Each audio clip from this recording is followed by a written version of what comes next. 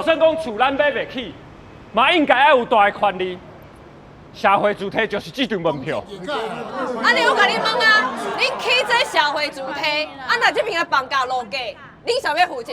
咱安尼问是甲厝当做趁钱的家私，不过政府的想法是要互大家拢有厝通住。你讲啊，才好听着。阮遮的吼排贷款几啊十年哦，欠长累倒的人哦，都应该互你牺牲嘿，对无？局长啊，局长听阮讲啊，局长。真可人的权利，拢无应该被牺牲。你即摆咧烦恼，咧社会主体若起，住户的品质会受到影响。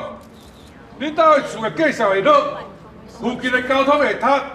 公立地规划项改变，恁这问题阮拢有听到啊！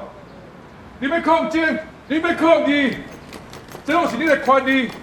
但是阮政府嘛是有这个义务，要保障社会上每一个人拢有厝通住。